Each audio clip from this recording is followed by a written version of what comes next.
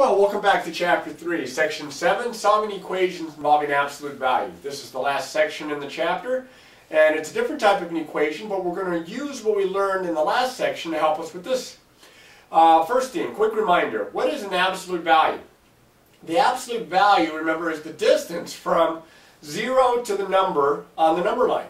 So the absolute value of 3 is 3, and the absolute value of negative 3 is 3 because both negative 3 and 3 are 3 units from 0 on the number line. So if I said, consider this equation, and this is now an open sentence because we don't know if it's true or false because we don't know what x is. The absolute value of x is equal to 3. Well, there are two values whose absolute value is equal to 3. 3 and negative 3. So that means that the expression inside here, x, has to equal either 3 or x would have to equal negative 3. So if I said, consider the example, the absolute value of x is equal to 10. The absolute value of what number or numbers is equal to 10? Well, the absolute value of 10 is 10 and the absolute value of negative 10 is 10. So that must mean that the expression inside the absolute value bars is equal to 10 or has to be equal to negative 10. And by doing this, notice that we're getting, both times, we're getting two answers to our equation. It's an absolute value equation. It's a little different than the ones we were doing before, and that's the reason why we're getting two answers. Now, they're going to be a little bit more complicated than this, but this is the main idea. If you understand this, then the rest of it's not going to be difficult at all.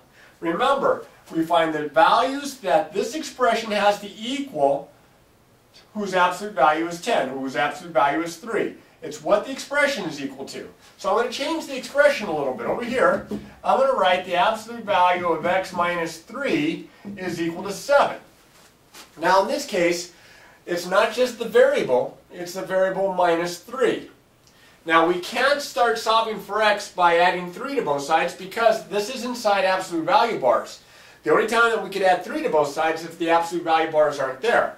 So the key is rewriting this so that there are no absolute value bars. Well, here we go back to what we were talking about just a second ago. The absolute value of something is equal to 7. This is something right here. Well, what is it that you take the absolute value of and you get 7? Well, 7 and negative 7.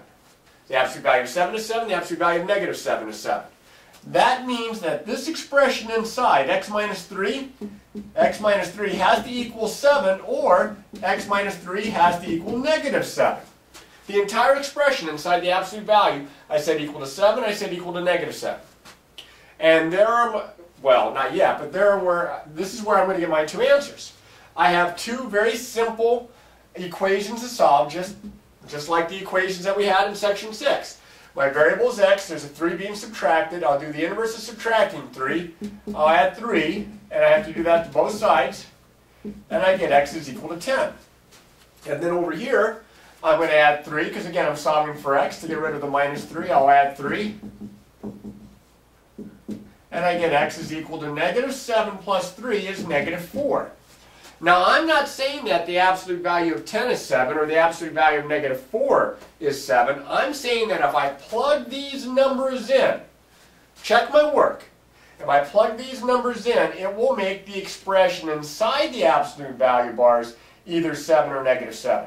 In fact, let's just quick check. If I plug 10 in, I get the absolute value of 10 minus 3 is equal to 7. That's the absolute value of 7 is equal to 7. And that's a true statement. 7 equals 7. Let me plug this in here. The absolute value of negative 4 minus 3 is equal to 7. Well, negative 4 minus 3, it's like adding the opposite.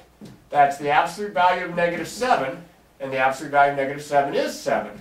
7 equals 7. It checks here also. Both of these are good answers. Now, I know that looks weird that we get two answers like this, but because of the absolute value, that's why it happens. Now, I want to do a couple more examples, problems that are like this, and maybe even a little bit more complicated than this, but I need some space, so let me clear this out. Give me a second. There, we have 4 more examples to look at. I have one that looks very much like the last problem I did. The absolute value of c plus 4 is equal to 2. Well, remember that the expression inside, when we take the absolute value, we have to get 2. So that must mean that the expression inside, the c plus 4, is equal to 2, or it is equal to negative 2. Look how the first equation looks exactly like the original problem, minus the absolute value bars, and how the second equation looks identical to the first equation, except that you've taken the opposite of the right side of the constant.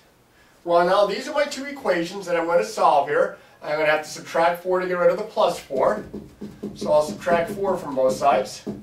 And I get c is equal to 2 minus 4, which is negative 2. Here I have to subtract 4 again. And I get c is equal to negative 2 minus 4 is negative 6. Remember, it's like adding the opposite. And there are my two answers, c equals negative 2 or c equals negative 6. Over here to the right, the only difference, real difference here is that I put the absolute value bars, the expression on the right side. If you prefer, flip the sides around. Some people just prefer to have it flipped around. And this time, I kind of have a tendency to agree with it. I'm going to write this as the absolute value of 5 plus x is equal to 6. That's the symmetric property of equality when we flip the sides around. Now, this expression inside has to be such that when I take the absolute value, I get 6. And that means that this expression is either equal to 6 or it's equal to negative 6. So that must mean that 5 plus x is equal to 6 or 5 plus x is equal to negative 6. I'm going to solve each one of those two simpler equations. I'm going to subtract 5 to get rid of the positive 5 here. And of course I have to keep it balanced, so I subtract from both sides. I get x is equal to 1.